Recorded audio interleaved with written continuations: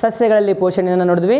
ಇವತ್ತು ನಾವೇನು ಮಾಡಬೇಕು, ಪ್ರಾಣಿಗಳಲ್ಲಿ ಪೋಷಣೆ ಒಳಗೆ ಏನು ಮಾಡ್ತೀವಪ್ಪ, ಮಾನವನಲ್ಲಿ ಪೋಷಣೆಯನ್ನು ನೋಡ್ತೀವಿ. ಮಾನವನಲ್ಲಿ ಪೋಷಣೆ ಉಂಟಾಗಬೇಕು ಅಂತಂದ್ರೆ ಒಟ್ಟಾರೆಯಾಗಿ 2 ರೀತಿಯ ಭಾಗಗಳು ಕಂಡು ಬರ್ತಾವೆ. ಎಷ್ಟು ರೀತಿ ಭಾಗಗಳಪ್ಪ? 2 ರೀತಿಯ ಭಾಗಗಳು ಕಂಡು ಬರ್ತಾವೆ. ಒಂದೇನಪ್ಪ ಅಂತಂದ್ರೆ ಪೋಷಣೆಯಲ್ಲಿ ಡೈರೆಕ್ಟ್ ಅಂದ್ರೆ ಏನಪ್ಪ, ನೇರವಾಗಿ ಕಾರ್ಯನಿರ್ವಹಿಸುವಂಥವು. ಪೋಷಣೆಯಲ್ಲಿ ನೇರ ಕಾರ್ಯ ಮಾಡುವಂತಹ ಅಂಗಗಳು ನೇರ ಕಾರ್ಯ ಅಂಗಗಳು ಅಂತ ಕರಿತೀವಿ. ಇನ್ನೊಂದೇನಂತ ಕರಿತೀವಿ ಅಂತಂದ್ರೆ ಸಪೋರ್ಟ್ ಅಂದ್ರೆ ಏನಂತೀವಪ್ಪ ಇಂಗ್ಲೀಷ್ ಒಳಗೆ, ಕನ್ನಡದಾಗ ಸಹಾಯಕನಂತೀವಿ. ಮತ್ತು ಇನ್ನೊಂದು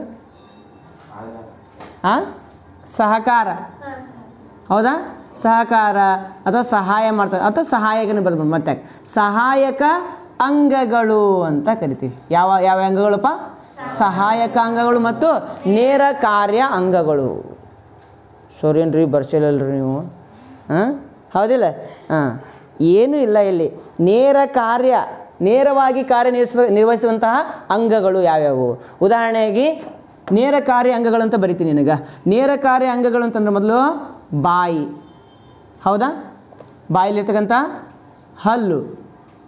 ಹಲ್ಲುಗಳು, ಹೌದು? ನಾಲಿಗೆ, ಅರ್ಥ ಆಯ್ತಾ?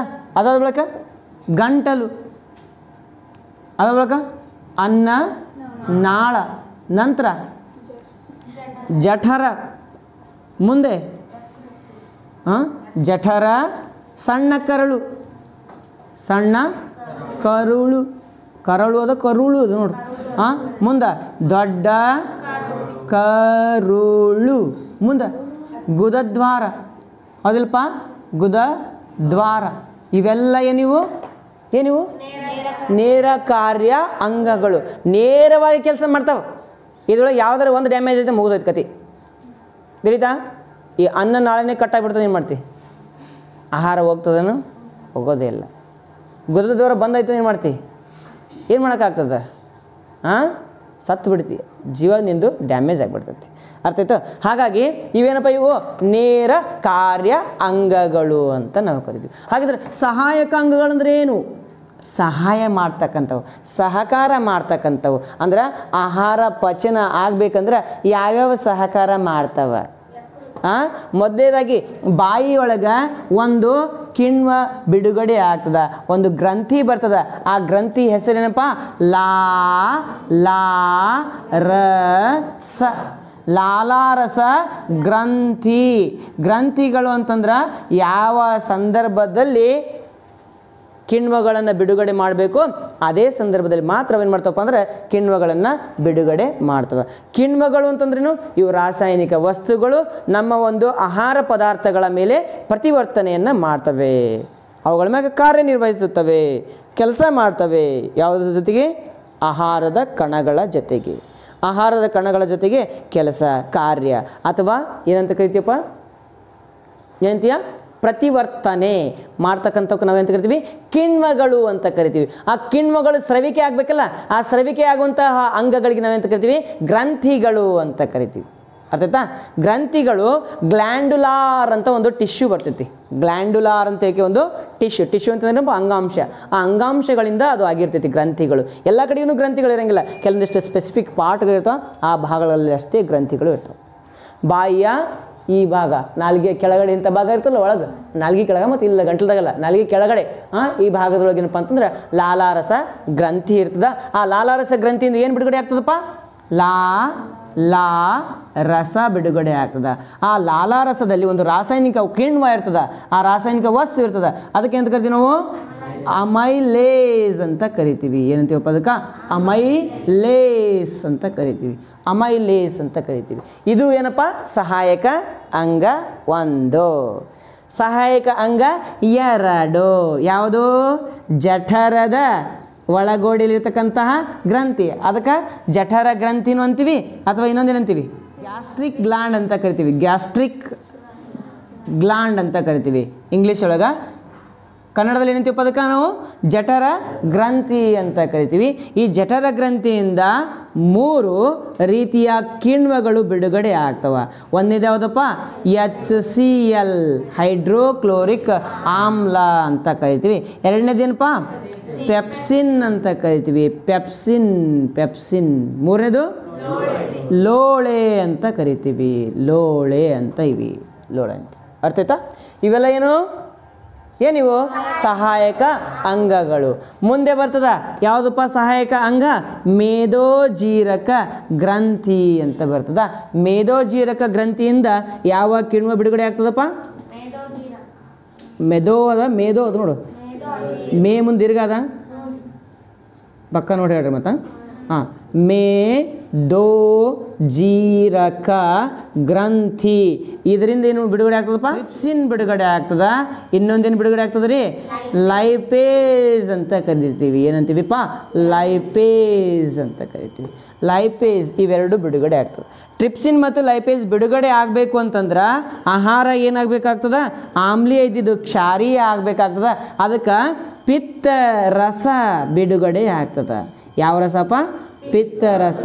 ಯಾವುದರಿಂದ ಬಿಡುಗಡೆ ಆಗ್ತದ?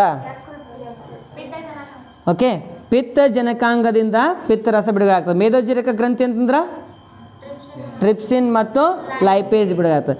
ಪಿತ್ತ ರಸ ಎಲ್ಲಿಂದ ಬಿಡುಗಡೆ ಆಗ್ತದಪ್ಪ? ಪಿತ್ತ ಜನಕಾಂಗ ಅಥವಾ ಪಿತ್ತ ಜನಕಾಂಗ ಅಂದ್ರೆ ಒಂದೇ, ಯಕೃತ್ತು ಅಂದ್ರೆ ಒಂದೇ. ಯಕೃತ್ತು ಹಿಂಗೆ ಅದಿಲ್ಲ, ಯಕೃತ್ತು ಅಂತಂದ್ರು ಒಂದೇ. ಅರ್ಥ ಆಯ್ತಾ? ಇವೆಲ್ಲ ಕೆಲಸ ಮಾಡಿದಾಗ ಮಾತ್ರ ಏನಾಗ್ತದಪ್ಪ? ಮಾನವನಲ್ಲಿ ಪೋಷಣೆ ಉಂಟಾಗ್ತದೆ ಅಂತ ನಾವು ಹೇಳ್ತೀವಿ. ಏನು ಉಂಟಾಗ್ತದ? ಪೋಷಣೆ ಉಂಟಾಗ್ತದೆ. ಅಂದರೆ ಪೋಷಣೆಯಲ್ಲಿ ಕಾರ್ಯನಿರ್ವಹಿಸುವ ಎಷ್ಟು ಅಂಗಗಳದಪ್ಪ? 2 ಅಂಗಗಳದವ. ಒಂದನೇ ಅಂಗ ಏನಪ್ಪ? ನೇರ ಕಾರ್ಯನಿರ್ವಹಿಸುವ ಅಂಗಗಳು. ಎರಡನೇದು ಸಹಾಯಕ ಅಂಗಗಳು. ನೇರ ಕಾರ್ಯನಿರ್ವಹಿಸುವ ಯಾವುವು? ಬಾಯಿ, ಹಲ್ಲು, ನಾಲಿಗೆ, ಗಂಟಲು, ಅನ್ನನಾಳ, ಜಠರ, ಸಣ್ಣ ಕರಳು, ದೊಡ್ಡ ಕರಳು, ಗುದದ್ವಾರ ಅಂತ ಹೇಳಿ. ಆಮೇಲೆ ಸಹಾಯಕ ಅಂಗಗಳು ಯಾವುವು? ಲಾಲಾರಸ ಗ್ರಂಥಿ. ಅದೇನು ಬಿಡುಗಡೆ ಆಗ್ತಪ್ಪ? ಲಾಲಾರಸ. ಅಮೈಲೇಸ್ ಅಂತ ಇರ್ತದೆ, ಅದು ಕೆಲಸ ಮುಂದೋಣ ಅಂತ. ಎರಡನೇದು ಯಾವುದು? ಜಠರ ಗ್ರಂಥಿ. ಅದು ಗ್ಯಾಸ್ಟ್ರಿಕ್ ಗ್ಲಾಂಡ್ ಅಂತಲೂ ಕರಿತೀವಿ. ಅದರೊಳಗೆ ಏನು ಬಿಡುಗಡೆ ಆಗ್ತದ? HCl, ಪೆಪ್ಸಿನ್ ಮತ್ತು ಲೋಳೆ ಬಿಡುಗಡೆ ಆಗ್ತದೆ. ಮುಂದೆ ಬರೋದು ಯಾವುದು? ಮೇದೋಜೀರಕ ಗ್ರಂಥಿ. ಇದೇನು ಬಿಡುಗಡೆ ಆಗ್ತದಪ್ಪ? ಟ್ರಿಪ್ಸಿನ್ ಮತ್ತು ಲೈಪೇಸ್ ಅನ್ನು ಬಿಡುಗಡೆ ಮಾಡ್ತದೆ. ಅದು ಬಿಡುಗಡೆ ಮಾಡ್ಬೇಕಂದ್ರೆ ಏನು ಕೆಲಸ ಮಾಡಬೇಕು? ಪಿತ್ತ ಜನಕಾಂಗ ಅಥವಾ ಯಕೃತ್ತು ಕೆಲಸ ಮಾಡ್ಬೇಕು. ಏನು ಬಿಡುಗಡೆ ಮಾಡ್ಬೇಕು? ಯಕೃತ್ತು ಪಿತ್ತ ರಸವನ್ನು ಬಿಡುಗಡೆ ಮಾಡಿದಾಗ ಮಾತ್ರ ಮೇದೋಜೀರಕ ಗ್ರಂಥಿ ತನ್ನ ಕೆಲಸ ಮಾಡಲು ಸಾಧ್ಯ ಆಗ್ತದ ಅಂತ ನಾವು ಹೇಳ್ತೀವಿ. ಇದೇನಪ್ಪ? ಇದು ಒಂದು ಮಾನವನಲ್ಲಿ ಇರತಕ್ಕಂತಹ ಪೋಷಣೆಯ ಒಂದು ಮಾಡೆಲ್, ಪ್ರತಿರೂಪ ಅಂತ ನಾವು ಹೇಳ್ತೀವಿ. ಇದರಲ್ಲಿ ಮೊದಲನೇದಾಗಿ ಏನಪ್ಪ? ಇಲ್ಲಿ ಬಾಯಿಯಿಂದ ಆಹಾರ ಹಲ್ಲುಗಳಿಂದ ಜಗಿಯಲು ಆರಂಭಿಸುತ್ತದೆ. ಹೌದಲ್ಪ? ನಾವು ಆರಂಭಿಸ್ತೀವಿ. ಹಲ್ಲಿನಿಂದ ಏನು ಆರಂಭಿಸ್ತೀವಿ? ನಾವು ಆಹಾರವನ್ನು ಜಗಿಯಲು ಆರಂಭಿಸ್ತೀವಿ. ಆಹಾರವನ್ನು ಜಗಿಯಲು ಆರಂಭಿಸೋಕ್ಕಿಂತ ಮುಂಚೆನೇ ಬಾಯಿಯೊಳಗೆ ಉಂಟಾಗ್ತೈತೆ? ಅಲ್ಲಿ ಲಾಲಾರಸ ಉಂಟಾಗ್ತದೆ. ರಸ ಬರ್ತೈತಿ, ಬಿಡುಗಡೆ ಆಗ್ತದೆ. ಬಾಯಲ್ಲಿ ನೀರೂರುವಿಕೆ ಅಂತ ನಾವು ಕರಿತೀವಿ. ಹೌದಾ? ಬಾಯಾಗ ನೀರು ಬರಾಕತ್ತ ಅಂತ. ನೀರಲ್ಲ ಅದು, ಅದೇನದು? ಲಾಲಾರಸ. ಲಾಲಾರಸ ಯಾಕೆ ಬಿಡುಗಡೆ ಆಗಬೇಕು? ಅದು ಭಾಳ ಇಂಪಾರ್ಟೆಂಟ್ ಐತಿ. ಹೌದಿಲ್ಲ? ಲಾಲಾರಸ ಬಿಡುಗಡೆ ಆಗ್ತದೆ. ಯಾಕೆ ಬಿಡುಗಡೆ ಆಗ್ತದೆ? ಅದು ಪ್ರಶ್ನೆಗೆ ಉತ್ತರ ಬೇಕಲ್ರಿ. ಯಾಕೆ ಬಿಡುಗಡೆ ಆಗ್ತದೆ? ಲಾಲಾರಸ ಬಿಡುಗಡೆ ಆಗೋದ್ರಿಂದ ನಮಗೇನು ಲಾಭ?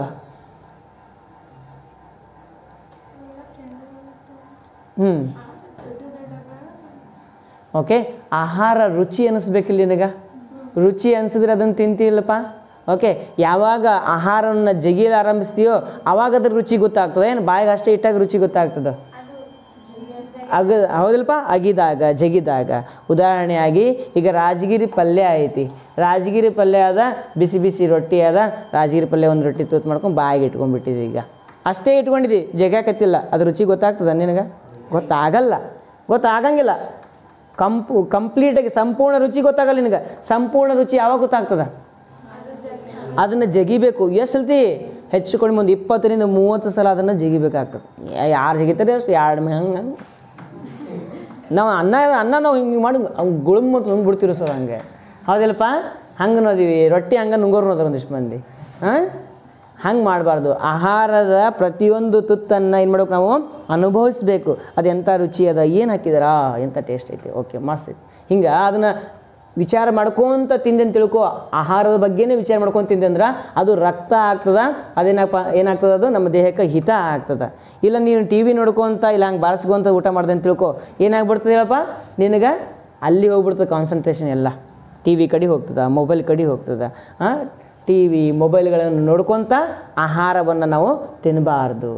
ತಿಂದಿದ್ದೇ ಆದರೆ ಅದು ಏನಾಗ್ಬಿಡ್ತದೆ, ನಿನ್ನ ದೇಹಕ್ಕೆ ವ್ಯತಿರಿಕ್ತ ಪರಿಣಾಮವನ್ನು ಬೀರ್ತದೆ. ನಿನಗೆ ಹೊಟ್ಟೆ ಬರ್ತದೆ, ಬೊಜ್ಜು ಉಂಟಾಗ್ತದೆ. ಅರ್ಥೈತೆ ಸರ್ ನಿಮ್ಗೆ ಬಂದದಂತೇನು?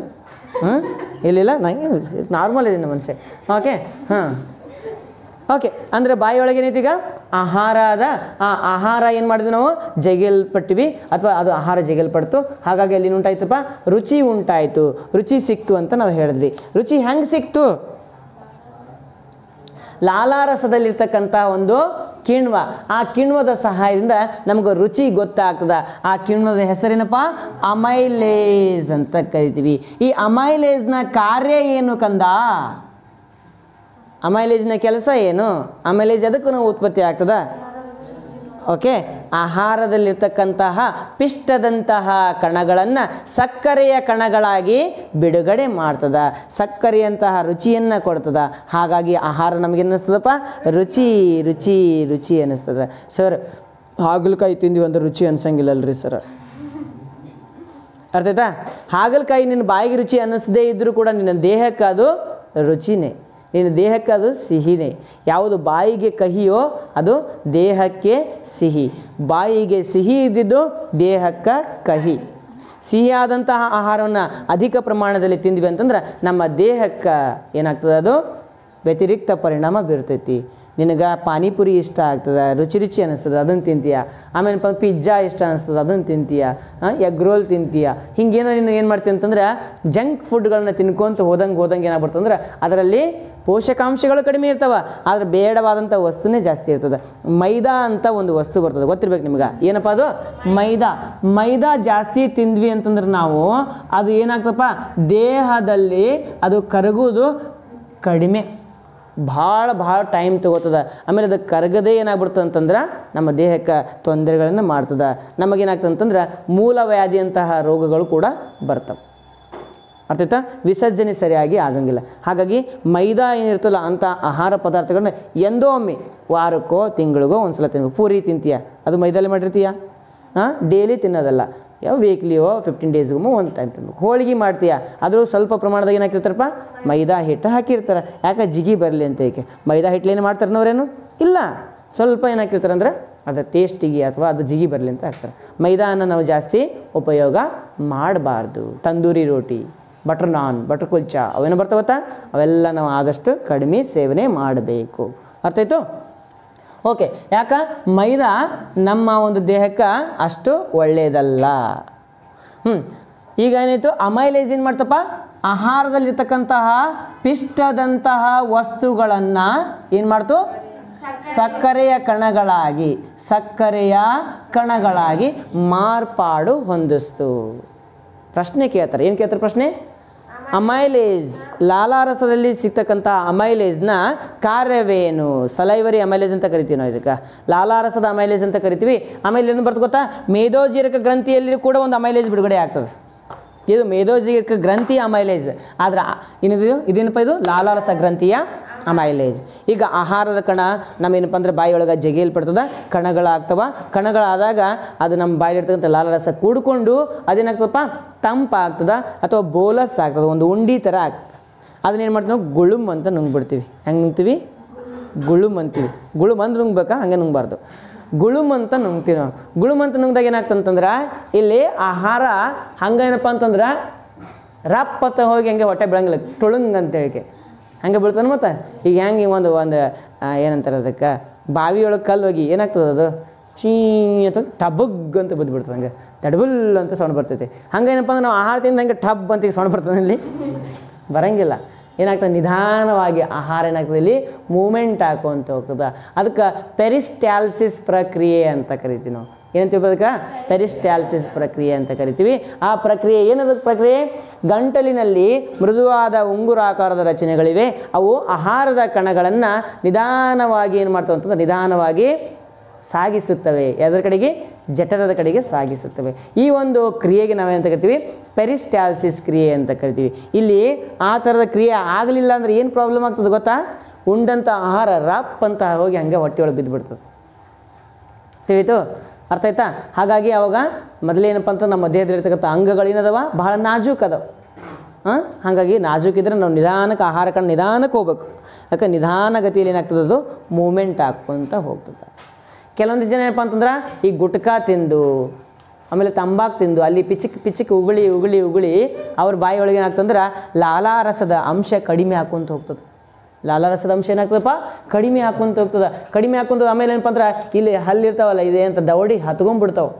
ದವಡಿ ಏನಪ್ಪ ಅಂತಂದ್ರೆ ಜಗದು ಏನಾಗ್ತದೆ? ಬಾಯಿ ತೆಗಿಯಕ್ಕೆ ಬರೋಂಗಿಲ್ಲ. ಅವಾಗ ನಾಲ್ಗೆಯೊಳಗೆ ಅಥವಾ ಬಾಯಿಯೊಳಗೆ 4 ಬಟ್ಟು ಹಿಂಗೆ ಹೋಗಂಗಿಲ್ಲ ಅವ್ರದ್ದು. ತಿಳಿತಾ? ಹಿಂಗೆ 4 ಬಟ್ಟು ಹೋಗಲಿಲ್ಲ ಅಂತಂದ್ರೆ ಅವ್ರು ಏನು ತಿಂತಾರಂದಂಗಪ್ಪ? ಗುಟ್ಕಾ ತಿಂತಾರಂದಂಗೆ. ಅರ್ಥ ಆಯ್ತಾ? ಚೆಕ್ ಮಾಡತ್ತೇನೆ. ಆನ್ ಆ್ಯಂಡ್ ಆವ್ರೇಜ್ ಹೇಳ್ತೀನಿ ನಾನು, ಆಯಿತಾ? ಆನ್ ಆ್ಯಂಡ್ ಆವ್ರೇಜ್ ಹೇಳ್ತೀನಿ ನಾನು. 4 ಬಟ್ಟು ಹೋಗಲಿಲ್ಲ ಅಂತಂದ್ರೆ ಅದರ ಅರ್ಥ ಏನೋ ಅವರು ಗುಟ್ಕಾ ತಿಂದಿದೆಲ್ಲ ಹತ್ಕೊಂಡ್ಬಿಟ್ಟವ ಅಂತಂದಂಗೆ. ತಿಳಿತು? ಅರ್ಥ ಆಯ್ತು? ಆನ್ ಆ್ಯಂಡ್ ಆವ್ರೇಜ್ ಸಾಮಾನ್ಯವಾಗಿ ಹೇಳ್ತಾ ಇದ್ದೀನಿ ನಾನು. ಸಾಮಾನ್ಯವಾಗಿ ನಾನು ಹೇಳ್ತಾ ಇರೋದು. ಮತ್ತು 4 ಬಟ್ಟು ಹೋಗಲಿಲ್ಲ ಸರ್ ನಾನು ಗುಟ್ಕಾ ತಿಂತೀನಿ ಅಂತ ಕೇಳಕ್ಕೆ ಹೋಗ್ಬೇಡ. ಸಾಮಾನ್ಯವಾಗಿ ಹೇಳಿದೆ ಅದೊಂದು ಜಸ್ಟ್ ಸಿಂಪಲ್ ಎಕ್ಸಾಂಪಲ್ ಕೊಟ್ಟಿದ್ದೀನಿ ಅಷ್ಟೇ ನಿನಗೆ. ಅರ್ಥ ಆಯ್ತಾ? ಓಕೆ. ಈಗೇನು ಗೊತ್ತೈತೆ ನಿನಗೆ? ಆಹಾರ ಯಾವ ಥರ ತಿನ್ನಬೇಕು, ಆಹಾರ ತಿಂದಾಗ ಏನಾಗ್ತದೆ, ಅಲ್ಲೇನಪ್ಪ ಗಂಟ್ಲೊಳಗೆ ಹ್ಯಾಂಗೆ ಮೂಮೆಂಟ್ ಹಾಕೊಂತ ಹೋಗ್ತಂತ ನಿನಗೆ ಗೊತ್ತಾಯ್ತು. ಆಹಾರ ಬಂದು ಎಲ್ಲಿ ಬಿತ್ತೀಗ? ಜಠರದ ಒಳಗಡೆ ಬೆಂತು. ಹೌದಾ? ಜಠರದ ಒಳಗಡೆ ಬೀಳೋದಕ್ಕಿಂತ ಮುಂಚೆ ಅಲ್ಲಿ ಜಠರ ಸಿದ್ಧ ಮಾಡ್ಕೊಂಡು ಕುಂತು ಬಿಟ್ಟಿರ್ತದೆ. ಹಂಗೆ ಹೂವಿನ ಹಾಸಿಗೆ ಹಾಕಿ ಬಾರಪ್ಪ ಆಹಾರ ಬಂದು ಕೂತ್ಕೋ, ನಿನಗೇನು ಮಾಡ್ತೀವಿ? ಸಣ್ಣ ಕಡಿತೀವಿ ಅಂತ. ಹೌದಿಲ್ಲಪ್ಪ? ಸಣ್ಣ ಕಡಿತೀವಿ ಅಂತದ. ಇಲ್ಲದ ಗೊತ್ತಾ? ಓಕೆ, ಉಲ್ಟಾ ಆಯ್ತಾನೆ ಇದು. ಆಹಾರ ಸೇವನೆ ಮಾಡಿದ್ವಿ, ಅದೇನೇನಪ್ಪ? ಜಠರದ ಒಳಗಡೆ ಬಂತು. ಇದು ಇಂಗ್ಲೀಷ್ ಅಕ್ಷರದ ಜೆ ಶೇಪ್ ಒಳಗೆ ಐತಿದೆ. ಯಾವ ಶೇಪ್ ಒಳಗದಪ್ಪ? ಜೆ ಆಕಾರದಲ್ಲಿ ಜಠರ ಇದೆ, ಜೆ ಆಕಾರದೊಳಗೆ. ಆಯ್ತಾ? ಯಾವಾಗ ಆಹಾರದ ಕಣ ಹೊಟ್ಟೆ ಒಳಗೆ ಹೋಗಿತ್ತ ಮುಂಚೆನೆ ಇಲ್ಲೇನಾಗ್ತಂತಂದ್ರೆ 3 ಏನು ಉತ್ಪತ್ತಿ ಆಗ್ತವಪ್ಪ? ಕಿಣ್ವಗಳು ಉತ್ಪತ್ತಿ ಆಗ್ತೀಯ. ಕಿಣ್ವಗಳು ಉತ್ಪತ್ತಿ ಆಗ್ತವ. 1ನೇ ಕಿಣ್ವಕ್ಕೆ ನಾವು ಏನು ಕರಿತೀವಿ? HCl ಅಂತ ಕರಿತೀವಿ, ಹೈಡ್ರೋಕ್ಲೋರಿಕ್ ಆಮ್ಲ ಅಂತ ಕರಿತೀವಿ. 2ನೇ ಕಿಣ್ವ ಪೆಪ್ಸಿನ್ ಅಂತ ಕರಿತೀವಿ. 3ನೇ ಕಿಣ್ವ ಲೋಳೆ ಅಂತ ಕರಿತೀವಿ.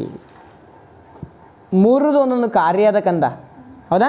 1ನೇದು ಹೈಡ್ರೋಕ್ಲೋರಿಕ್ ಆಮ್ಲ ಅಂತ ಕರಿತೀವಿ. ಇದರ ಕಾರ್ಯ ಏನು ಅಂತ ಪ್ರಶ್ನೆ ಕೇಳಿದ್ರು. ಓಕೆ. ನಂಬರ್ 1 ಆಹಾರದಲ್ಲಿರ್ತಕ್ಕಂತಹ ಬ್ಯಾಕ್ಟೀರಿಯಾಗಳನ್ನು ಕೊಲ್ಲುವಂತಹ ಕೆಲಸ ಮಾಡ್ತದೆ. ಆಹಾರದಲ್ಲಿ ಏನಿರ್ತಪ್ಪ? ಬ್ಯಾಕ್ಟೀರಿಯಾಗಳು, ಸಣ್ಣ ಸಣ್ಣ ಸೂಕ್ಷ್ಮಾಣು ಜೀವಿಗಳಿರ್ತಲ್ಲ, ಅದನ್ನು ಕೊಲ್ಲುವಂತಹ ಕೆಲಸ ಮಾಡ್ತದೆ. ನಂಬರ್ 2 ಆಹಾರವನ್ನು ವಿಘಟನೆಯೂ ಮಾಡ್ತದೆ. ನಂಬರ್ 3 ಆಹಾರವನ್ನು ಏನು ಮಾಡ್ತದೆ ಅಂತಂದ್ರೆ ಇದು ಆಮ್ಲೀಯವಾಗಿಸ್ತದೆ. ಆಮ್ಲೀಯ ಆಗೋದ್ರಿಂದ ಪೆಪ್ಸಿನ್ ಕಾರ್ಯ ಮಾಡ್ತದೆ. ಪೆಪ್ಸಿನ್ ಕಾರ್ಯ ಮಾಡ್ಬೇಕಂದ್ರೆ ಆಹಾರ ಹೆಂಗಿರಬೇಕು? ಆಮ್ಲೀಯ ಇರಬೇಕು. ಆಹಾರ ಆಮ್ಲೀಯ ಇದ್ರೆ ಮಾತ್ರ ಪೆಪ್ಸಿನ್ ಕೆಲಸ ಮಾಡ್ತದೆ. ಹಂಗಿದ್ರೆ ಪೆಪ್ಸಿನ್ ಏನು ಕೆಲಸ ಮಾಡ್ತದೆ? ಪೆಪ್ಟೋನ್ಗಳಾಗಿ. ಓಕೆ. ಪ್ರೋಟೀನಿನ ಕಣಗಳಿರ್ತಾವಲ್ಲಪ್ಪ, ಪ್ರೋಟೀನಿನ ಕಣಗಳು ಆಹಾರದೊಳಗೆ ಇರ್ತಾವಲ್ಲ, ಆ ಪ್ರೋಟೀನಿನ ಕಣಗಳನ್ನು ಪೆಪ್ಟೋನ್ಗಳಾಗಿ ಮಾಡ್ತದಂತ. ಏನು ಮಾಡ್ತದಂತ? ಪೆಪ್ಟೋನ್ಗಳಾಗಿ ಕನ್ವರ್ಟ್ ಮಾಡ್ತದ ಅಥವಾ ಪರಿವರ್ತನೆ ಮಾಡ್ತದೆ ಅಂತ ನಾವು ಹೇಳ್ತೀವಿ. ಯಾವುದು? ಪೆಪ್ಸಿನ್. ಅರ್ಥ ಆಯ್ತಾ? ಪೆಪ್ಸಿನ್ ಕಾರ್ಯ ಮಾಡ್ಬೇಕಂತಂದ್ರೆ ಆಹಾರ ಯಾವ ರೀತಿ ಇರಬೇಕು? ಆಮ್ಲೀಯವಾಗಿರ್ಬೇಕು. ಆಹಾರ ಆಮ್ಲೀಯ ಆಗ್ಬೇಕಂತಂದ್ರೆ ಯಾರು ಕೆಲಸ ಮಾಡ್ತಾರೆ? HCl ಆಮ್ಲ ಕೆಲಸ ಮಾಡ್ತದೆ. HCl ಆಮ್ಲ ಅಂದ್ರೆ ಆಮ್ಲೀಯತೆ ಜಾಸ್ತಿ. ಆಮ್ಲೀಯತೆ ಜಾಸ್ತಿ ಅಂತಂದ್ರೆ ಮೊದಲೇ ಜಠರ ಭಾಳ ಸೂಕ್ಷ್ಮ ಇರ್ತೈತಿ. ತಿಳಿತು? ಸೂಕ್ಷ್ಮ ಜಠರದ ಮೇಲೆ ಆಮ್ಲ ಹಾಕಿದಾಗ ಏನಾಗ್ತದೆ? ಸುಟ್ಟು ಹೋಗ್ಬಿಡ್ತದೆ. ಏನಾಗ್ತದೆ? ಸುಟ್ಟು ಹೋಗ್ಬಿಡ್ತದೆ. ಅದಕ್ಕೆ ನಮ್ಮ ಹೊಟ್ಟೆ ಸುಡಬಾರ್ದಿಲ್ಲ. ಹೊಟ್ಟೆ ಸುಡಬಾರ್ದು ಅಂತಂದ್ರೆ ಏನು ಬೇಕಲ್ಲಿ? ಒಂದು ಪ್ರೊಟೆಕ್ಟಿವ್ ಲೇಯರ್ ಬೇಕು ಅಥವಾ ಒಂದು ಸಂರಕ್ಷಣಾ ಕವಚ ಬೇಕು. ಆ ಸಂರಕ್ಷಣಾ ಕವಚವಾಗಿ ಯಾರು ಕೆಲಸ ಮಾಡ್ತಾರೆ ಇಲ್ಲಿ? ಮೂಳೆ, ಲೋಳೆ. ಹೌದಾ? ಲೋಳೆ ಕೆಲಸ ಮಾಡ್ತದೆ. ಲೋಳೆಯ ಕಾರ್ಯವೇನು ಅಂತ ಕೇಳ್ತಾರೆ.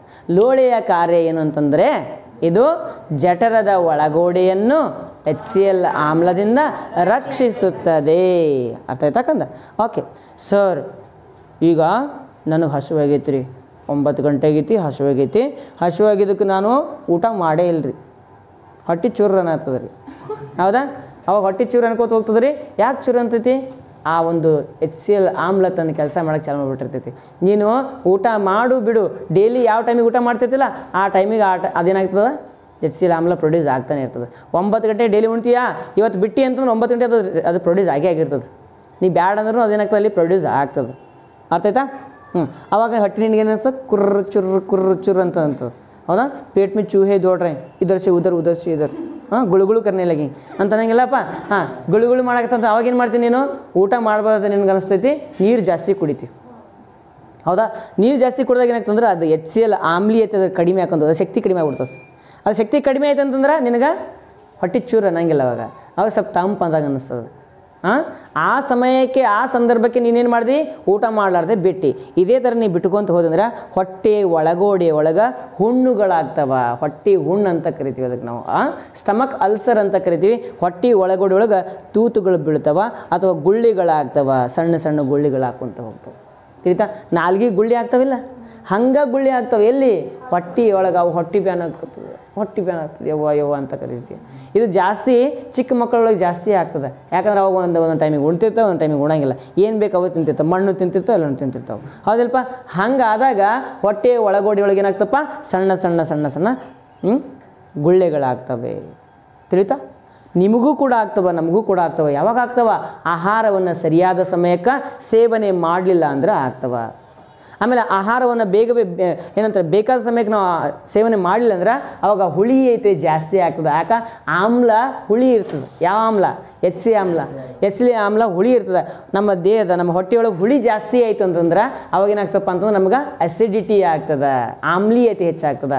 ಅದರಿಂದ ಹುಳಿ ಡಕಾರಗಳು ಬರ್ತವೆ. ಅದು ಜಾಸ್ತಿ ಆಗಿ ಏನಾಗ್ತಂದ್ರೆ HCl ಗ್ಯಾಸ್ ಅನಿಲ ಏನಾಗ್ತದೆ ಈ ಗಂಟಲಿನ ಒಳಗಡೆ ಏನಂತ ಇದಕ್ಕೆ ಅನ್ನ ನಾಳ ಅಂತ ಕರಿತೀವಲ್ಲ, ಅನ್ನ ನಾಳದ ಒಳಗೋಡೆ ಮೇಲೆ ಪ್ರತಿವರ್ತನೆ ಹೊಂದ್ಬಿಡ್ತದೆ. ಅವಾಗ ನೀನಾದ್ರೂ ಸ್ವಲ್ಪ ನೀರು ಕುಡಿದು ಕೂಡ ಇಲ್ಲಿ ಉರ್ಕೊಂತ ಹೋಗ್ಬಿಡ್ತದೆ. ಹಂಗೆ ಊಟ ಮಾಡಿದೆ ಒಂದು ತುತ್ತು ತಿನ್ನಬೇಕು, ಅಂದ್ಕೊಂಡು ಮ್ಯಾಗ ನೀರು ಕುಡಬೇಕು, ಇಲ್ಲಾಂದ್ರೆ ಒಂದು ಕಟ್ಟಿ ತಂದು ಚುಚ್ಬೇಕು ಹಿಂಗೆ. ಓಕೆ, ಊಟ ಮಾಡಬೇಕು, ನೀರು ಕುಡಿಬೇಕು. ಅವಾಗ ಗಂಟಲು ಅದನ್ನು ಚಿಕ್ಕ ಹೊಟ್ಟಿವೆ ಅನ್ಕೊ ಕುಂದಿರ್ತಿ ಅಂತಿಲ್ಲಪ್ಪ. ಯಾಕೆ ಹಿಂಗಾಗ್ತದ? HCl ಆಮ್ಲ ಹೆಚ್ಚಿಗೆ ಪುಡಿ. ಇನ್ನೊಂದು ಎರಡನೇದೇನಪ್ಪ ಅಂದರೆ ಜಂಕ್ ಫುಡ್ಗಳು ತಿಂದಿರ್ತಿ ಜಾಸ್ತಿ. ಪಾನಿಪುರಿ ಅದು ಇದು ಹೊರಗಿನ ಮಣ್ಣು ಸುಡ ತಿಂದಿರ್ತಿಲ್ಲ, ಅದು ತಿಂದಾಗ ಕೂಡ ಏನಾಗ್ತದೆ ಅಂತಂದ್ರೆ ಈ ಆಮ್ಲೀಯತೆ ಹೆಚ್ಚು ಕಡಿಮೆ ಹಾಕೊಂತ ಹೋಗ್ತದೆ. ಆವಾಗ ಕೂಡ ನಮಗೇನಾಗ್ತದಪ್ಪ, ಎಸಿಡಿಟಿ ಉಂಟಾಗ್ತದೆ. ಈ ಎಸಿಡಿಟಿ ಕಡಿಮೆ ಮಾಡ್ಬೇಕಂತ ನೀನೇನು ಮಾಡ್ತೀವಿ, ಇನ್ನೂ ಪಾಕೆಟ್ ನೀರು ಹಾಕೊಂಡು ಕುಡಿತಿ. ಹೆಂಗೆ ಕುಡಿತಿ? ಇನ್ನೂ ಪಾಕೆಟನ್ನು ನೀರು ಹಾಕೊಂಡು ಕುಡಿತಿಲ್ಲ ಅಂತಂದ್ರೆ ಒಂದು ಉದ್ದಕ್ಕೊಂದು ಏನು ಬರ್ತದಪ್ಪ, ಒಂದು ಟ್ಯಾಬ್ಲೆಟ್ ಬರ್ತದೆ, ಓಮೇಜ್ ಅಂತ. ಏಕೆ ಆ ಓಮೇಜ್ ಗುಳಿಗೆ ನುಂಗ್ತಿ, ಇಲ್ಲ ಹಿಸ್ಟ್ಯಾಕ್ ಗುಳಿಗೆ ಬರ್ತದೆ, ರೌಂಡ್ಗೊಂದು ನೀರು ಹಾಕೊಂತ ಪುರ್ರ ಅಂತ ನೀರು ಹಾಕಬಾರ್ದು, ಗುಳಿ ಬರ್ತದೆ. ಗುಳಿಗೆ ಇದು ನೋಡಿದೆ, ಒಂದು 10 ರೂಪಾಯಿ ಗುಳಿಗೆ ಕೊಂಡ್ಕೊಂತ. ಗ್ಯಾಸ್ಟ್ರೋ ಫಾಸ್ಟ್ ಅಂತ ಕರಿತಾರೆ. ಗ್ಯಾಸ್ ಓ ಫಾಸ್ಟ್ ಇಲ್ಲ ಹಿಸ್ಟ್ಯಾಕ್ ಅಂತ ಕರಿತೀವಿ. ಬೇರೆ ಅದಾವು ಕಂಪ್ನಿಗಳ ಹೆಸರು. ನೀರು ಹಾಕೋ ಕುಡಿತೀಯ, ಏನಾಗ್ತದೆ ಅವಾಗ? ಅದು ಪ್ರತ್ಯಾಮ್ಲ ಇರ್ತದೆ, ಇದು ಆಮ್ಲ ಇರ್ತದೆ, ಎರಡು ನ್ಯೂಟ್ರಲ್ ಆಗಿಬಿಡ್ತಾವೆ. ಮತ್ತು ಒಂದು 4 ದಿನ ಆರಾಮಾಗಿ ಹೋಗ್ತೀವಿ. ಮತ್ತು ಅದೇ ಕೆಲಸ ಮಾಡಿದ್ರೆ ಮತ್ತೆ ಅದೇ ಆಗ್ತದೆ. ತಿಳಿತು? ಆಹಾರ ಹಂಗಿರಬೇಕು, ಆಹಾರ ಮಿತವಾಗಿರಬೇಕು ಮತ್ತು ದೇಹಕ್ಕೆ ಹಿತವಾಗಿರಬೇಕು. ಮಿತ ಆಹಾರಿ ಶತಾಯುಷಿ ಅಂತ. ಮಿತ ಆಹಾರಿ ಶತಾಯುಷಿ ಅರ್ಥಾಯ್ತಾ? ಇನ್ನೊಂದು ಅತಿಯಾದ ಆಹಾರ ವಿಷಕ್ಕೆ ಸಮಾನ ಅಂತ. ಅತಿಯಾದ ಆಹಾರ ವಿಷಕ್ಕೆ ಸಮಾನ, ಮಿತವಾದ ಆಹಾರ ಅಮೃತಕ್ಕೆ ಸಮಾನ. ತಿಳಿತು? ಆಹಾರ ಮಿತವಾಗಿ ತಿನ್ನಬೇಕು. ಇನ್ನೂ ಅರ್ಧ ರೊಟ್ಟಿನ ಇನ್ನೂ ತಿನ್ಬೋದಪ್ಪ, ಒಂದು ರೊಟ್ಟಿ ಅನ್ನೋದ್ರೊಳಗೆ ಊಟ ಬಿಟ್ಬಿಡ್ಬೇಕು. ತಿಳಿತಾ? ಗಂಗಾಳದ ಅಟ್ಟೆ ಇಡಬಾರ್ದ, ಮತ್ತು ಗಂಗಾಳದ ಏನಿರ್ತದೆ ಅದು ಖಾಲಿ ಮಾಡಬೇಕು. ಆದರೆ ಒಂದು ರೊಟ್ಟಿನ ತಿನ್ಬೋದನ್ನ ಅಂದ್ರೆ ಅದಕ್ಕಿಂತ ಮುಂಚೆನೇ ಸ್ಟಾಪ್ ಮಾಡಿಬಿಡ್ಬೇಕು. ಅನ್ನ ಹಾಕೊಂಡ್ಕೆ ಅನ್ನ ಏನು 2 ಬಗ್ಸಿನಿ ಅನ್ನ ತಿಂತಿದ್ದು, ಒಂದೇ ಬಗ್ಸಿ ತಿಂದು ಊಟ ಮಾಡ್ಕೊಂಡು ಇರಬೇಕು. ತಿಳಿತು? ಇಲ್ಲರಿ ಸರ್, ಹೊಟ್ಟೆ ತುಂಬಿತ್ತು, ಹಿಂಗೆ ಹೋಗ್ಬಾರ, ಹೊಟ್ಟೆ ಹಿಂಗೆ ಬರ್ಬೇಕು, ಹಂಗೆ ತಿಂತೀರಿ. ಹಿಂಗೆ ಹೇಳತ್ನಾಗ ಯಾರು ರಟ್ಟಿ ಹಿಡಿದು ಬಸ್ಬೇಕ್ರಿ ನಮಗೆ. ಹಂಗೆ ತಿಂತೀರಿ ನಾವು, ಹಂಗೆ ಆಗಬಾರ್ದು. ಅರ್ಥ ಆಯ್ತಾ? ಆಹಾರ ಮಿತವಾಗಿರಬೇಕು. ಅರ್ಧ ರೊಟ್ಟಿನ ತಿನ್ನೋದು ಜಾಸ್ತಿ ತಿನ್ಬೋದು ಅಂತ ಅನ್ನೋದ್ರೊಳಗಡೆ ಸ್ಟಾಪ್ ಮಾಡಿಬಿಟ್ಟಿರ್ಬೇಕು. ತಿಳಿತಾ? ಓಕೆ. ಯಾಕಪ್ಪ ಅಂತಂದ್ರೆ ಈ ಜಠರದ ಒಳಗಡೆ ಅಥವಾ ಜಠರ ಒಳಗಡೆ ಕೆಲಸ ಆಗಬೇಕಿಲ್ಲ. ಕೆಲಸ ಆಗಬೇಕು ಅಂತಂದ್ರೆ ಆಹಾರ ಎಷ್ಟು ಪ್ರಮಾಣದಾಗಿರಬೇಕು, ನೀರು ಎಷ್ಟು ಪ್ರಮಾಣದಾಗಿರಬೇಕು, ಅಷ್ಟು ಪ್ರಮಾಣದಾಗಿದ್ದರೆ ಮಾತ್ರ ನಿನ್ಗೆ ಚೆನ್ನಾಗಿ ಏನಾಗ್ತದೆ, ಡೈಜೆಸ್ಟ್ ಆಗ್ತದೆ. ಡೈಜೆಸ್ಟ್ ಅಂತ ಗೊತ್ತಲ್ಲಪ್ಪ, ಜೀರ್ಣ ಆಗ್ತದೆ. ಉದಾಹರಣೆಯಾಗಿ ಪೂರಾ ಜಠರ ತುಂಬಿಸ್ಬಿಟ್ಟಪ್ಪ ಊಟ ತೊಗೊಂಡ್ಗೆ, ಇಲ್ಲಿ ನೀರಿಗೂ ಜಾಗಿಲ್ಲಪ್ಪ. ಹೌದಾ? ಇದರೊಳಗೆ 75% ನೀನು 80% ನೀನು ಏನು ಮಾಡಿಬಿಟ್ಟು ನೀರು ಇದಂತ ಊಟ ಹಾಕ್ಬಿಟ್ಟು ನೀರು ಕುಡ್ಲಿಕ್ಕೂ ಜಾಗ ಇಲ್ಲ ನಿನಗೆ. ಅವಾಗ ಏನಾಗ್ತದೆ, ಅದು ಕರಗಂಗಿಲ್ಲ, ಹೊಟ್ಟೆ ಬೇನೆ ಆಗ್ತದೆ. ಅವ್ವ ಇಟ್ಟಾಗಿ ತಿಂದೆ ಭಾಳ ತಿಂದೆ ನೋಡ್ರಿ ಇವತ್ತು ಅಂತ ಅನ್ನಂಗಿಲ್ಲ. ಹಂಗೆ ಆಗ್ಬಿಡ್ತದೆ. ಹಂಗೆ ಮಾಡ್ಕೊಳಕ್ಕೆ ಹೋಗ್ಬಾರ್ದು. ಯಾವಾಗಲೂ 60-65% ಆಹಾರ ಇರಬೇಕು, 10-20% ನೀರು ಇರಬೇಕು. ಊಟ ಆದ ತಕ್ಷಣವೇ ನೀರು ಕುಡಿಬಾರ್ದು. ಊಟ ಆದ ಒಂದು ಅರ್ಧ ಗಂಟೆ 15-20 ನಿಮಿಷ ಆದ ಬಳಿಕ ನೀರು ಕುಡಿಬೇಕಾಗ್ತದೆ. ಯಾಕಂತಂದ್ರೆ ಅದು ಚೆನ್ನಾಗಿ ಆಮ್ಲದ ಜೊತೆಗೆ ಆಹಾರ ಏನಾಗಬೇಕು, ಮಿಕ್ಸ್ ಆಗಬೇಕು. ಮಿಕ್ಸ್ ಆಗಿ ಅದಕ್ಕೆ ಕಡ್ಕೊತ ಹೋಗಬೇಕು. ನೀನು ಆಗಿಂದಾಗೆ ನೀರು ಕುಡಿಬಿಟ್ಟೆ ಅಂತಿಕೋ, ಏನಾಗ್ತದೆ ಅವಾಗ? ಏನಾಗ್ತದೆ? ಆಮ್ಲೀಯತೆ ಕಡಿಮೆ ಆಗ್ತದೆ. ಏನಾಗ್ತದೆ? ಆಮ್ಲೀಯತೆ ಕಡಿಮೆ ಆಗ್ತದೆ. ಆಮ್ಲೀಯತೆ ಕಡಿಮೆ ಆಯ್ತು ಅಂತಂದ್ರೆ ಆಹಾರ ಚೆಂದಾಗಿ ವಿಘಟನೆ ಆಗಂಗಿಲ್ಲ, ಅಥವಾ ಪಚನ ಚೆನ್ನಾಗಿ ಆಗಂಗಿಲ್ಲ. ಚೆನ್ನಾಗಿ ಪಚನ ಆಗಲಿಲ್ಲ ಅಂತಂದ್ರೆ ಉಂಡಂಥ ಆಹಾರ ನಿನಗೆ ಯೂಸ್ಲೆಸ್ ಆಗಿಬಿಡ್ತದೆ. ತಿಳಿತಾ? ಆಹಾರ ಉಂಡ ತಕ್ಷಣ ಗಡಿಗೆಗಟ್ಟಲೆ ನೀರು ಕುಡಿಬಾರ್ದು. ತಿಳಿತಾ? ಸ್ವಲ್ಪ ನೀರು, ಒಂದು ಅರ್ಧ ಗ್ಲಾಸ್ ನೀರು ಕುಡಿದ್ಬಿಟ್ರೆ ಸಾಕು. ಆಮೇಲೆ ಒಂದು ಅರ್ಧ ತಾಸು ಬಿಟ್ಟು ಎಟ್ಟರೆ ನೀರು ಕುಡಿ ನಡೀತೈತಿ. ತಿಳಿತಾ? ಓಕೆ, ಇದೇನಿದು ಯಾವುದಪ್ಪ ಕೆಲಸ ಅಪ್ಪ? ಮೂರದು ಕೆಲಸ ಆಯಿತು. ಯಾವ್ಯಾವ ಮೂರದಪ್ಪ? HCl ಬಂತು, ಪೆಪ್ಸಿನ್ ಬಂತು, ಲೋಳೆ ಬಂತು. ಮುಂದೆ ಬರೋದು ಯಾವುದು? ಮೇದೋಜೀರಕ ಗ್ರಂಥಿ, ಪಿತ್ತರಸ ಅವೆಲ್ಲ ಬರ್ತವ. ಆಹಾರ ಎಲ್ಲಿದೆ ಅದನ್ನು ನೋಡಿ ಮೊದಲು. ಈಗ ಆಹಾರ ಎಲ್ಲಿದ? ಜಠರದ ಒಳಗಡೆ. ಜಠರದ ಒಳಗಡೆಯಿಂದ ಎಲ್ಲಿ ಬರ್ತದಪ್ಪ? ಅದು ಸಣ್ಣ ಕರುಳಿಗೆ ಬರ್ತದ. ಎಲ್ಲಿ ಬರ್ತದ? ಸಣ್ಣ ಕರುಳಿಗೆ ಬರ್ತದ. ಇಲ್ಲೇನಪ್ಪ ಅಂದ್ರೆ ಒಂದಿಷ್ಟು ಸ್ನಾಯುಗಳದವ, ಅದಕ್ಕೆ ಸಂಕುಚನ ಸ್ನಾಯುಗಳು ಅಂತ ಕರಿತೀವಿ. ಸ್ಪಿಂಕ್ಟರ್ ಮಸಲ್ಸ್ ಅಂತ ಕರಿತೀವಿ. ಬರ್ಸಿದ್ದೀನಿಲ್ಲ? ಸ್ಪಿಂಕ್ಟರ್ ಮಸಲ್ಸ್ಗಳು ಅಥವಾ ಸಂಕುಚನ ಸ್ನಾಯುಗಳು ಅಂತ ಕರಿತೀವಿ. ಆ ಸಂಕುಚನ ಸ್ನಾಯುಗಳಿಂದ ಆಹಾರ ಪಟ ಪಟ ಪಟ ಪಟ ಪಟ ಸಣ್ಣ ಕರುಳೊಳಗೆ ಬರಂಗಿಲ್ಲ. ಅದು ನಿಧಾನ ನಿಧಾನ ನಿಧಾನ ನಿಧಾನಗತಿಯಿಂದ ಸಣ್ಣ ಕರುಳಿನೊಳಗೆ ಬರ್ತವೆ. ಸಣ್ಣ ಕರುಳಿನೊಳಗೆ ಆಹಾರ ಹೆಚ್ಚು ಕಡಿಮೆ 6 ತಾಸು ಇರ್ತದೆ. ಎಷ್ಟು ತಾಸು ಇರ್ತದ? 6 ತಾಸು ಸಣ್ಣ ಕರುಳಿನೊಳಗೆ ಇರ್ತದೆ. ಇಲ್ಲಿ ಜಠರದೊಳಗೆ 2 ರಿಂದ 2.5 ತಾಸು ಜಠರದೊಳಗೆ ಇರ್ತದೆ. ಉಳಿದ 6 ತಾಸು ಏನಪ್ಪ ಅಂತಂದ್ರೆ ಸಣ್ಣ ಕರುಳಿನಾಗ ಇರ್ತದೆ, ಒಂದು 2 ತಾಸು ದೊಡ್ಡ ಕರುಳಿನಾಗ ಇರ್ತದೆ. ಹೆಚ್ಚು ಕಡಿಮೆ ಏನಿಲ್ಲ ಅಂತಂದ್ರೂ ಒಂದು 10 ರಿಂದ 12 ತಾಸುಗಳು ಕಂಪ್ಲೀಟ್ ಪಚನ ಆಗ್ತದೆ. ತಿಳಿತಾ? ನಿನಗೆ ಯಾವಾಗ ಅದನ್ನು ವಿಸರ್ಜನೆ ಮಾಡ್ಬೇಕಂತ ಅನಿಸ್ತದೋ ಅವಾಗ ನೀನು ಏನು ಮಾಡ್ತೀಯ? ವಿಸರ್ಜನೆ ಮಾಡ್ತೀಯ. ಯಾವ ಆಹಾರ ಅದು? ತ್ಯಾಜ್ಯ ಆಹಾರ. ಈಗ ಆಹಾರ ಎಲ್ಲಿ ಜಾಸ್ತಿ ಇರ್ತದೆ, ಎಲ್ಲಿ ಜಾಸ್ತಿ ಹೊತ್ತಿರ್ತದೆ ಅಂತ ಹೇಳಿದೆ ನಿನ್ಗೆ? ಸಣ್ಣ ಕರುಳಿನಾಗ ಜಾಸ್ತಿ ಹೊತ್ತಿರ್ತದ. ಅಂದ್ರೆ ಸಂಪೂರ್ಣ ಪಚನ ಎಲ್ಲಿ ಆಗ್ತದ? ಸಣ್ಣ ಕರುಳಿನೊಳಗಡೆ ಸಂಪೂರ್ಣ ಪಚನ ಆಗ್ತದೆ. ಆಹಾರ ಸಂಪೂರ್ಣ ಪಚನ ಆಗಬೇಕು ಅಂತಂದ್ರೆ ಅಲ್ಲಿ ಕೂಡ ಒಂದಿಷ್ಟು ಗ್ರಂಥಿಗಳು ಕೆಲಸ ಮಾಡಬೇಕು. ಅಲ್ಲಿ ಯಾವ ಗ್ರಂಥಿ ಕೆಲಸ ಮಾಡಬೇಕು?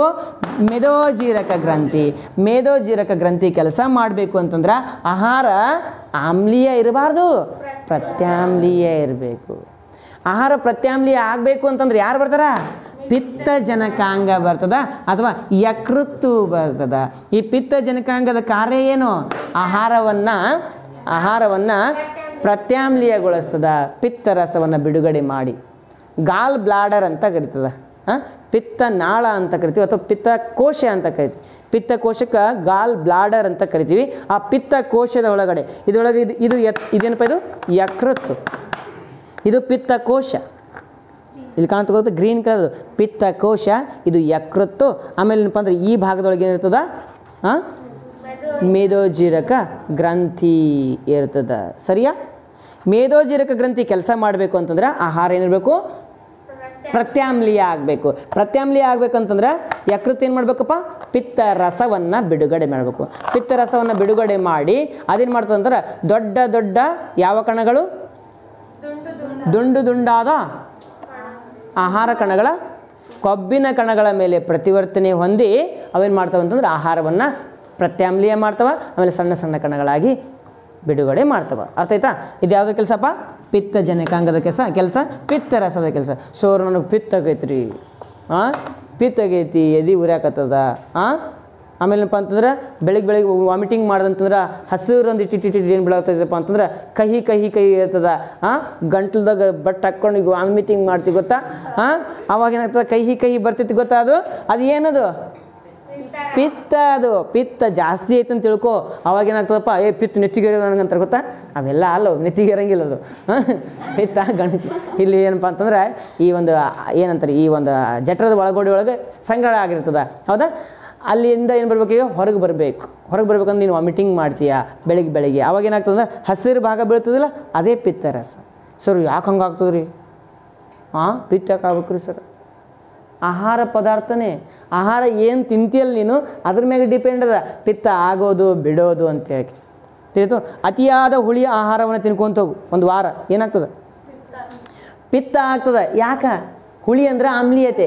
ಆಮ್ಲೀಯತೆನ ಪ್ರತ್ಯಾಮ್ಲ ಮಾಡ್ಬೇಕಂದ್ರೆ ಯಾರು ಬರ್ತಾರಲ್ಲಿ? ನೀ ಮಾಯ ಬರ್ತಾಳನು? ಪಿತ್ತ ಜನಕಾಂಗ ಬರ್ತದ, ಪಿತ್ತ ರಸ ಬಿಡುಗಡೆ ಮಾಡ್ತದ. ಹೌದಾ? ಪಿತ್ತ ರಸ ಜಾಸ್ತಿ ಬಿಡುಗಡೆ ಯಾವಾಗ ಆಗ್ತದ? ಆಮ್ಲೀಯತೆ ಜಾಸ್ತಿ ಇದ್ದಾಗ. ಆಮ್ಲೀಯತೆ ಆಹಾರ ತಿನ್ನಾಗ್ತದೆ ನೀನು, ಮತ್ತು ಆಹಾರ ಆಮ್ಲೀಯತೆ ತಿಂದಾಗ ಪಿತ್ತರಸ ಜಾಸ್ತಿ ಬಿಡುಗಡೆ ಆಗ್ತದಲ್ಲ, ಅವಾಗ ಏನಾಗ್ತದಪ್ಪ ಮಿಸ್ಟರ್ ಕುಶಲ್? ಯಾರಿಗೆ ಗೊತ್ತ್ರಿ ಸರ್? ಚಾಯ್ ಕುಡಿದ್ರೂ ಆಗ್ತದ. ಚಾಯ್ ಜಾಸ್ತಿ ಕುಡಿದ್ರೂ ಆಗ್ತದೆ ಒಂದೇದ್ದು. ಎರಡನೇದು ಏನಪ್ಪ ಅಂತಂದ್ರೆ ಖಾಲಿ ಹೊಟ್ಟೆಯೊಳಗೆ ಚಾಯ್ ಕುಡಿತೀಯಲ್ಲ, ಅದು ಕೂಡ ನಿನಗೆ ಪಿತ್ತಕ್ಕೆ ಕಾರಣ ಆಗ್ತದೆ. ಚಹಾ ಕುಡಿದಕ್ಕೆ ಒಂದು ಹೆಚ್ಚು ಕಡಿಮೆ ಒಂದು 5-6 ತಾಸು ಏನು ಮಾಡಿಬಿಡು, ಊಟನೇ ಮಾಡಬೇಡ. ಅದು ಏನಾಗ್ತದೆ? ಡಕಾರ ಬರ್ತದೆ ಗೊತ್ತಾ? ಹುಳಿ ಹುಳಿ ಹುಳಿ ಡಕಾರ ಬರ್ತದೆ. ಬರ್ತದೇನಿಲ್ಲ? ಆಗಿರ್ತದೆ, ನಿನಗೆ ಅನುಭವ ಆಗಿರ್ತದೆ. ಆಗ್ತದೆ, ಇವತ್ತು ಮಾಡು. ಓಕೆ, ಸರಿಯಾ? ಅಂದ್ರೆ ಪಿತ್ತ ಉಂಟಾಗಬೇಕಂದ್ರೆ ನಾವು ಉಣ್ಣುವಂಥ ಆಹಾರ ಪದಾರ್ಥನೇ ಕಾರಣ ಅಂತ ನಾನು ಹೇಳ್ತೀನಿ. ಮುಂದೆ ಏನಾಯ್ತಪ್ಪ? ಪಿತ್ತರಸ ಏನಾಯಿತು? ಆಹಾರವನ್ನು ಪ್ರತ್ಯಾಮ್ಲ ಮಾಡ್ತು. ಪ್ರತ್ಯಾಮ್ಲ ಮಾಡಿದ್ರೆ ಮಾತ್ರ ಮೇದೋಜೀರಕ ಗ್ರಂಥಿ ಕೆಲಸ ಮಾಡ್ತದ. ಮೇದೋಜೀರಕ ಗ್ರಂಥಿ ಏನು ಮಾಡ್ತದಪ್ಪ? ಎರಡು ಕಿಣ್ವಗಳು, ಒಟ್ಟಾರೆ 3 ಕಿಣ್ವ ಬರ್ತವೆ. ನಾನು ನಿಮ್ಗೆ 2 ಬರೆಸಿದ್ದೀನಿ. ಒಂದು ಟ್ರಿಪ್ಸಿನ್ ಅಂತ ಕರಿತೀವಿ, ಇನ್ನೊಂದು ಲೈಪೇಸ್ ಅಂತ ಕರಿತೀವಿ, ಇನ್ನೊಂದು ಮೇದೋಜೀರಕ ಅಮೈಲೇಸ್ ಅಂತ ಕರಿತೀವಿ. ಮೇದೋಜೀರಕ ಅಮೈಲೇಸ್ ಅಂತ ಕರಿತೀವಿ. ಟ್ರಿಪ್ಸಿನ್ನ ಕಾರ್ಯವೇನು? ಪ್ರೋಟೀನನ್ನು ಜೀರ್ಣಿಸುವುದು. ಆಮೇಲೆ ಲೈಪೇಸ್ನ ಕಾರ್ಯ ಏನು? ಕೊಬ್ಬನ್ನು ಜೀರ್ಣಿಸುವುದು. ಅರ್ಥ ಆಯ್ತಾ? ಹಾಗಿದ್ರೆ ಈ ಲೈಪೇಸ್ ಟ್ರಿಪ್ಸಿನ್ ಪ್ರೋಟೀನನ್ನು ಜೀರ್ಣಿಸಿ ಏನನ್ನು ಬಿಡುಗಡೆ ಮಾಡ್ತದ? ಅಮೈನೋ ಆಮ್ಲ. ಪ್ರೋಟೀನ್ಗಳು ಏನಾಗ್ತಾವಪ್ಪ? ಅಮೈನೋ ಆಮ್ಲಗಳಾಗ್ತವ. ಯಾವುದರ ಸಹಾಯದಿಂದ? ಟ್ರಿಪ್ಸಿನ್ನ ಸಹಾಯದಿಂದ. ಆಮೇಲೆ ಕೊಬ್ಬಿನ ಆಮ್ಲ ಮತ್ತು ಗ್ಲಿಸರಾಲ್ ಆಗಬೇಕಂದ್ರೆ ಯಾವುದು ಕಾರಣ? ಲೈಪೇಸ್ ಕಾರಣ ಆಗ್ತದೆ. ಆಮೇಲೆ ಏನಪ್ಪ ಅಂದ್ರೆ ಕಾರ್ಬೋಹೈಡ್ರೇಟ್ ಇದ್ದಿದ್ದೇನಾಗ್ತದಪ್ಪ? ಗ್ಲೂಕೋಸ್ ಆಗಿ ಪರಿವರ್ತನೆ ಹೊಂದದ. ಇವು 3 ಏನಾಗ್ತಾವಪ್ಪ ಅಂದ್ರೆ, ಇವು 3 ಏನಪ್ಪ? ಜೀರ್ಣವಾದಂತಹ ಆಹಾರಗಳು ಅಂತ ಕರಿತೀವಿ. ಜೀರ್ಣವಾದಂತಹ ಆಹಾರಗಳು. ಈ ಜೀರ್ಣವಾದಂತಹ ಆಹಾರಗಳನ್ನು ಈಗೇನು ಮಾಡ್ಬೇಕು? ನಾವು ದೇಹದ ಒಳಗೆ ತಗೋಬೇಕು. ಹೌದಲ್ಲ? ದೇಹದ ಒಳಗೆ ತಗೋಬೇಕು.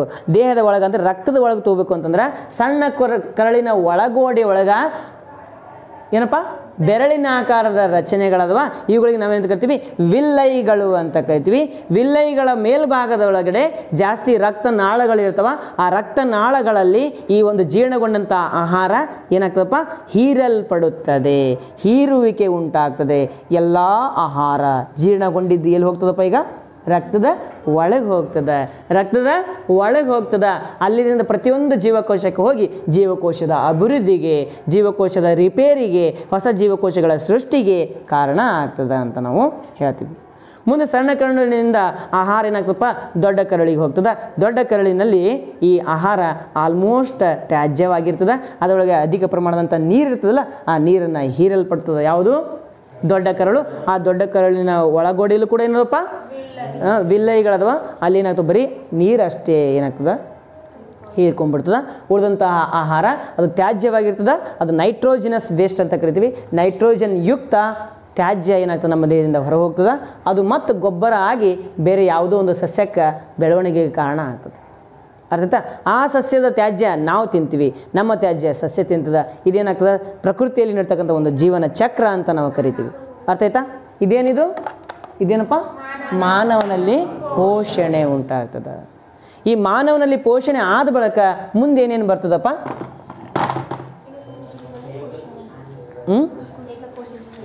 ಏಕಕೋಶ ಜೀವಿಗಳಲ್ಲಿ ಪೋಷಣೆ ಅಂತ ಬರ್ತದ. ಅದಕ್ಕೆ ಏಕಕೋಶೀಯ ಜೀವಿಗಳಲ್ಲಿ ಪೋಷಣೆಗೆ ಒಂದು ಉದಾಹರಣೆ ಕೊಟ್ಟಿದ್ದೀನಿ. ಏನಪ್ಪ ಅದು? ಅಮಿಬಾ ಅಂತ ಕರಿತೀವಿ. ಅಮಿಬಾ ಏಕಕೋಶೀಯ ಜೀವಿ, ಅದಕ್ಕೆ ಯಾವುದೇ ಆಕಾರ ಇಲ್ಲ ಅಂತ ಕರಿತೀವಿ. ಅದು ಯಾವಾಗ ಆಹಾರ ಕಣ ನೋಡ್ತದೋ ಅದೇನಾಗ್ತದ? ಆಹಾರ ಕಣದ ಸುತ್ತಲೂ ಕೂಡ ಬೆರಳಿನ ಆಕಾರದ ರಚನೆಯನ್ನು ಉಂಟು ಮಾಡ್ತದ. ಇದಕ್ಕೆ ಮಿಥ್ಯಪಾದಗಳು ಅಂತ ಕರಿತೀವಿ, ಅಥವಾ ಸೂಡೋಪೋಡಿಯಾ ಅಂತ ಕರಿತೀವಿ. ಏನಂತಪ್ಪ?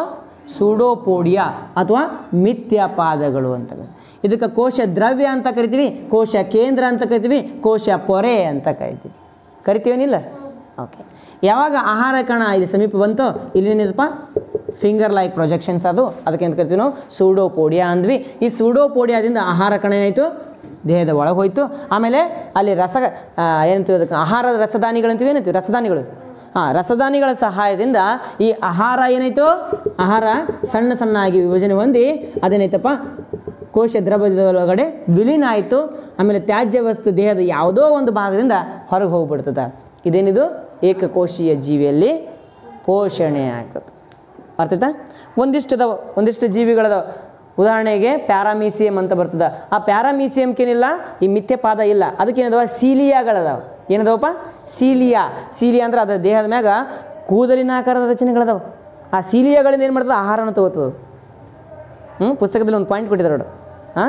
ಅಮೀಬಾದಲ್ಲಿ ಪೋಷಣೆ ಆದ್ಬೇಕು ನೆಕ್ಸ್ಟ್ ಪೇಜ್ ಒಳಗೆ ಮೇಲ್ಗಡೆ ಫಸ್ಟ್ ಹೆಡ್ಡಿಂಗ್ ಒಳಗೆ ಐತೆ ನೋಡಿ. ಅದ ಏನಂತದ? ಸೀಲಿಯಾಗಳ ಮೂಲಕ ಅದ, ಹೌದಿಲ್ಲ? ಸೀಲಿಯಾಗಳ ಮೂಲಕ ಯಾವುದು? ಯುಗ್ಲಿನಾ, ಪ್ಯಾರಾಮೀಸಿಯಂ ಅವುಗಳು. ಆದರೆ ಅಮೀಬಾ ಇದ್ರೆ ಮಿಥ್ಯಾಪಾದನೆ ಇರ್ತದೆ. ಅರ್ಥ ಆಯ್ತಾ? ಓಕೆ, ಇದು ಏನಪ್ಪ ಇಲ್ಲಿ ತನಕ ನಾವು ನೋಡಿದ್ದು ಪ್ರಾಣಿಗಳಲ್ಲಿ ಪೋಷಣೆ, ಅದರೊಳಗೆ ಮಾನವನಲ್ಲಿ ಪೋಷಣೆ ನೋಡಿದ್ವಿ. ಆಮೇಲೆ ಏನಪ್ಪ ಅಂದ್ರೆ ಏಕಕೋಶೀಯ ಜೀವಿಯಲ್ಲಿ ಕೂಡ ಪೋಷಣೆ ನೋಡಿದ್ವಿ. ಮುಂದೆ ನೋಡ್ಬೇಕು ನಾವು. ಆಯ್ತಲ್ರಿ, ಚಂದ್ರನ ಅಮೀಬಾನೇ ಇದ್ದೀರಲ್ಲ ಮರ ಮನುಷ್ಯರು. ಅಮೀಬಾ ಹೇಳೋದ್ನೆಲ್ಲ ಮುಗಿತದ, ಇಷ್ಟೇ ಅಮೀಬಾ ಸಾಕು ಮಾಡ್ತಿರ್ಲಿಪ್ಪ ನೀವು. ಉಸಿರಾಟವನ್ನು ಏನು ಮಾಡೋಣ, ಮುಂದಿನ ವಿಡಿಯೋದಲ್ಲಿ ನಾವು ಮಾಡ್ಕೊಂಡು ತಗೊಳ್ಳೋಂಥ. ಈ ವಿಡಿಯೋ ನೋಡಿದ್ದಕ್ಕಾಗಿ ಎಲ್ರಿಗೂ ಕೂಡ ಧನ್ಯವಾದ ಹೇಳ್ತಾ ಮುಂದೇನು ಮಾಡೋಣ ಬಾ. ಓಚಿನು